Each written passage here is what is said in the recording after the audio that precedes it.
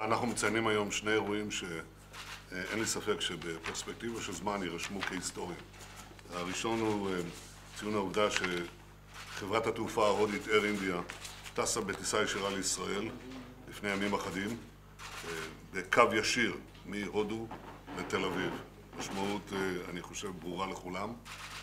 יש לזה משמעות תיירותית, כלכלית, טכנולוגית, מדינית, משמעויות ראשונות במעלה.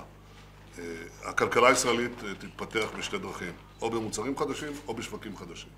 מה שאנחנו עשינו כאן זה פריצת דרך לשווקים חדשים ענקיים, וזה שינוי גדול מאוד. המטרה שאני מקווה שנסמן אותה זה שהטיסה הבאה או הטיסות הבאות יכללו גם טיסות ישירות מתל אביב למומבאי, זה 5 שעות, פחות מתל אביב ללונדון. והמשמעות היא כבירה.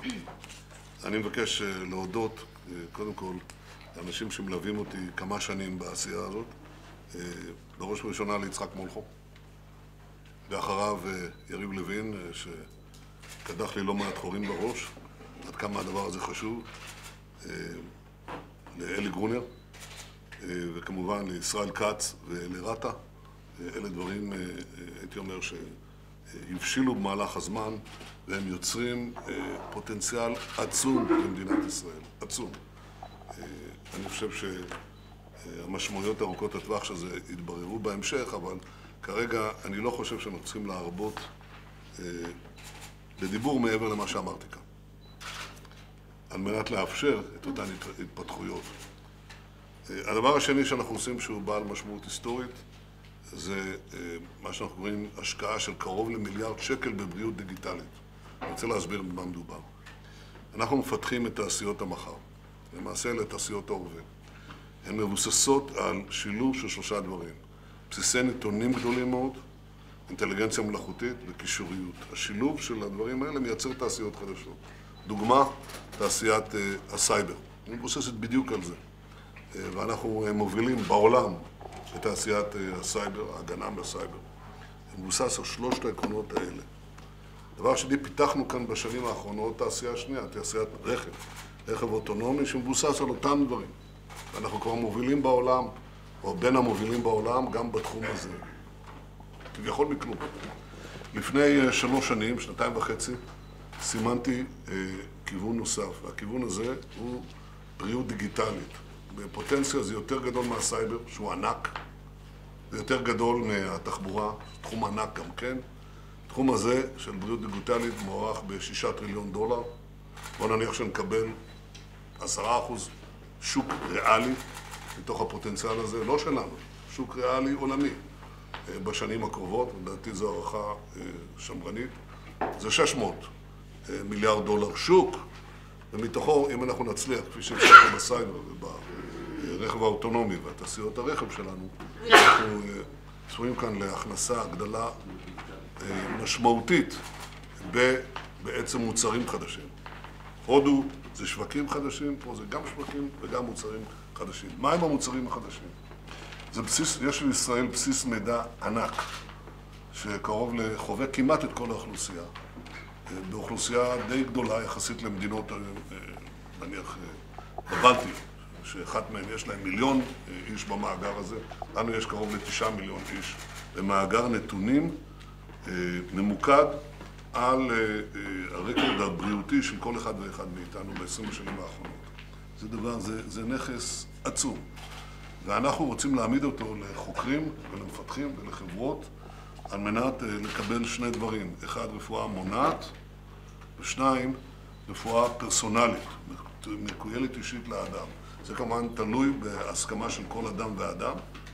הזכות הזאת נשמרת לחלוטין, אם למסור את הפרטים האישיים שלו, ואם לא, בתוך הקולקטיב. הקולקטיב עצמו יש לו ערך עצום. אנחנו כאן פורצי דרך. ברמה העולמית, פורצי דרך, ההתעניינות של חברות עולמיות היא עצומה. כבר נפגשתי עם רבים מהם, הם רוצים כולם לבוא. הנה, בצדק, הם רואים שזה כיוון חדש.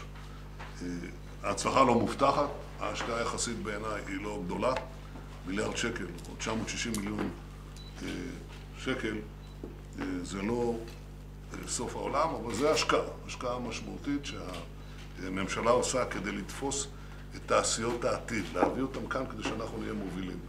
זו החלטה עוצמתית מאוד, יש לה שותפים, בראש ובראשונה אלי גרונר, השרה גילה גמליאל, שר האוצר, סגן שר הבריאות, כולם שותפים למהלך החשוב הזה. אני אתן לכל אחד מהם לומר כמה מילים. תחילה אתה, אלי, בבקשה.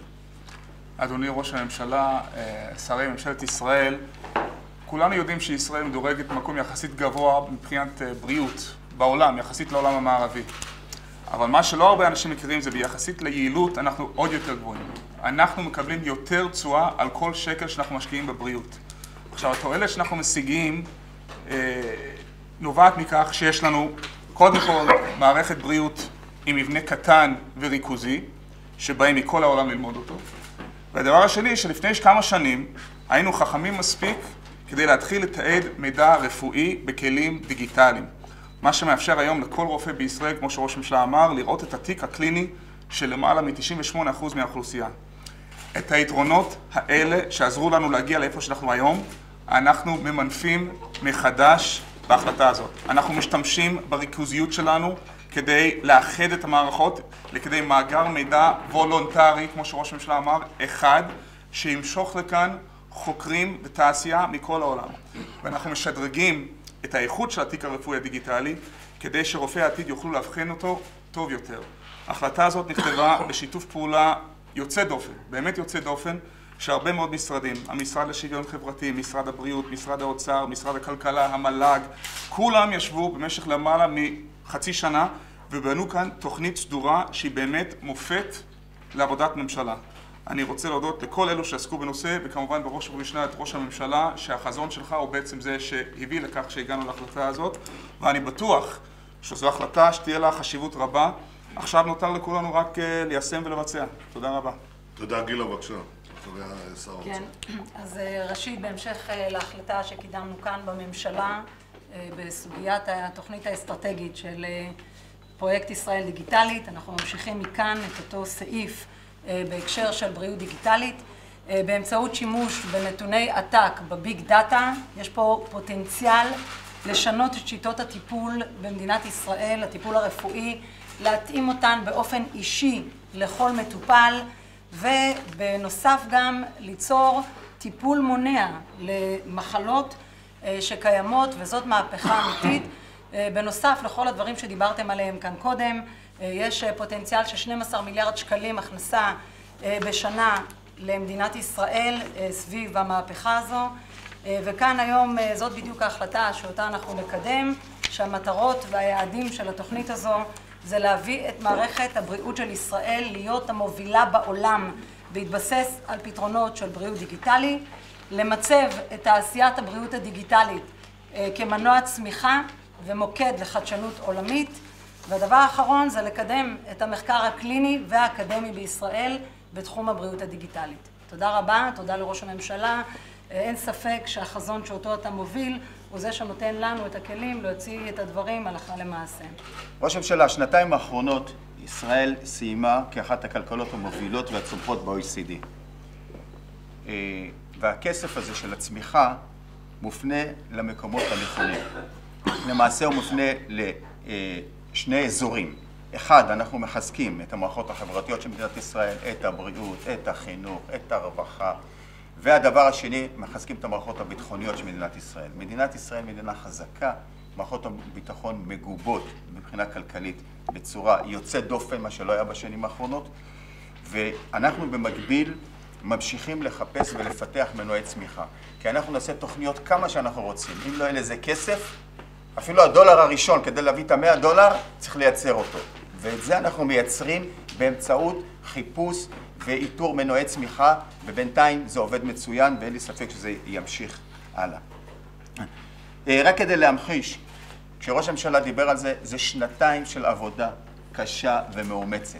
לפעמים יש תחושה שלוחצים על כפתור והדברים קורים. זה עבודה קשה, זה עבודה של סחרון, זה עבודה של מדע, מדענים, הרשות לחדשנות, משרד הכלכלה, מל"ל, משרד ראש הממשלה כמובן, משרד שוויון חברתי, משרד בריאות, רק לתכלל את כל זה זה דבר שמאוד מאוד קשה ומסובך, אבל אני שמח שעשינו את זה.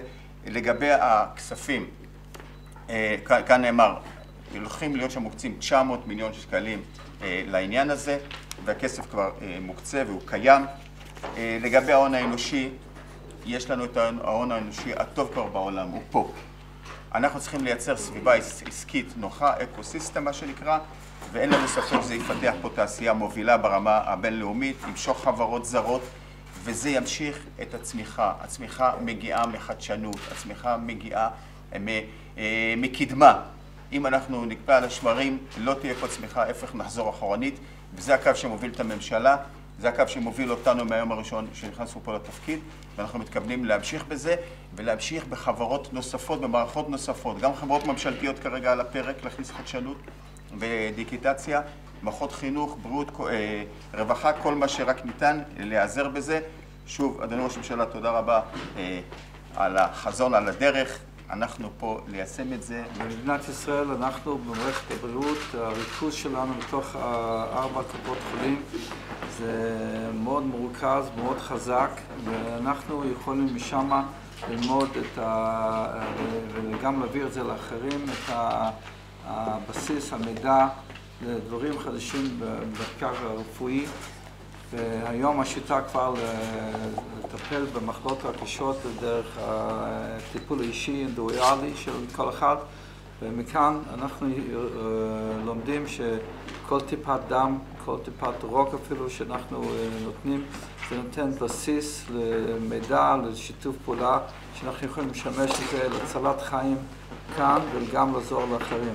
אני מברך על זה, אני חושב שזה צעד גדול מבחינת הרפואה, ואני בטוח שזה יציל חיים, יאריך חיים, אז בעזרת השם זה ירים את מערכת הבריאות עוד יותר לגבהים יותר גבוהים. התפתחות של תעשיות כאלה היא לא תמיד החלטה ממשלתית. כי הרבה פעמים, אני יכול להגיד לכם, תעשיית הרכב התפתחה מאליה. פשוט לא הפרענו לה. לא הפרענו לה על ידי רגולציה עודפת, לא הפרענו לה על ידי מיסים גבוהים. אז היא התפתחה מאליה, מהיתרון הזה של ביג דאטה, קישוריות ואינטליגנציה מלאכותית, זה קורה מעצמו. הסייבר לא קורה מעצמו, הוא מחייב הזנה, השקעה בלתי פוסקת שלנו ביחידות התקשור והמודיעין שלנו. לכן זה תלוי השקעה ממשלתית. הבריאות לא קורה מעצמו, מחייב השקעה שלנו. פשוט להציב את החזון הזה ולכוון אותו בצורה בריאה, ואנחנו עושים את זה. אני מצפה מכם להביא לי עוד נקודות כאלה, לראות איפה הפעולה שלנו מייצרת את היתרון היחסי הכביר הזה. ושוב, היתרון הזה, אני רוצה להדגיש לכם את זה, הנה הכרטיס, אני יושב פה. כמעט לכל אוכלוסיית ישראל יש כרטיס. בכרטיס הזה יש הנתונים. בארוחת ערב עם נשיא סין, שי ג'ינפינג, הראינו לו את הכרטיס הזה. הוא אמר, אני גם רוצה אחד כזה. אמרתי לו, אחד כזה זה לא מספיק, אתה צריך 1.3 מיליארד כאלה.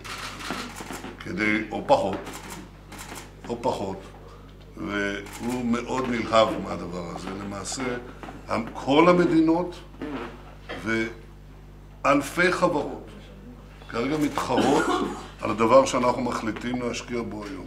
מניית מכבי עכשיו זינקה. טוב, זה מקרי, אבל צריך להבין שאנחנו כאן נכנסים, כל העולם רוצה בריאות. כולם רוצים לנסוע במכוניות, כאלה ואחרות. כולם רוצים תחבורה, כולם רוצים ביטחון שלא יפרצו לחשבונות הבנק שלהם, וכולם רוצים לחיות בריא יותר ולחיות זמן ארוך יותר.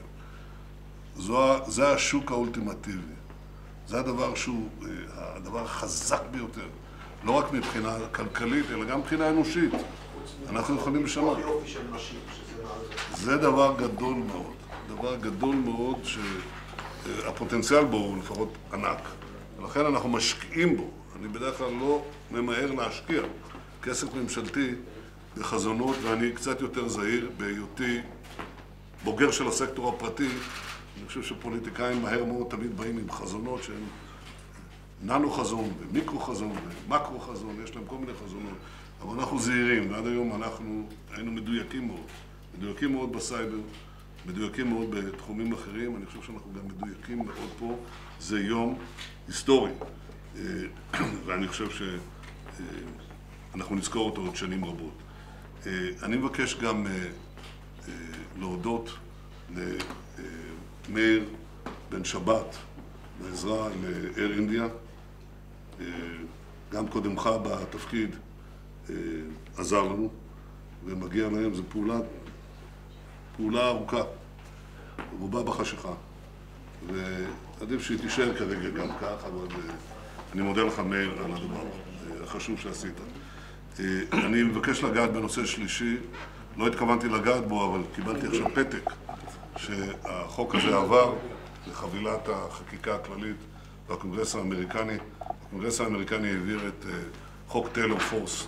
החוק הזה נקרא על שמו של סטודנט אמריקני שנרצח ביפו, טיילור פורס, משפחה מופלאה, והיא נועדה לשלול מהרשות הפלסטינית את מאות המיליוני דולרים שהם משקיעים בעידוד הטרור, בטיפוח משפחות הטרור והמרצחים עצמם. אני חושב שזה איתות רב עוצמה של ארצות הברית שמשנה את הכללים. היא לא מוכנה לקבל את אמיתות העבר, או הייתי אומר את שקרי העבר, ולחיות איתם. היא פשוט חושפת שקר אחר שקר ונעמדת על אמת אחר אמת. אני מברך את הקונגרס האמריקני ואת הנשיא טראמפ על ההחלטות הללו. אני בטוח שאני עושה זאת בשם כל שרי ממשלת ישראל. תודה רבה. זו הזדמנות לאחל לכל אזרחי ישראל ולעם ישראל באשר הוא חג פסח כשר ושמח. כן? אז אני חוזר על המלצתי הטובה. טיילו בארץ היפיפייה שלנו ויאכלו הרבה חרוסן. חג שמח.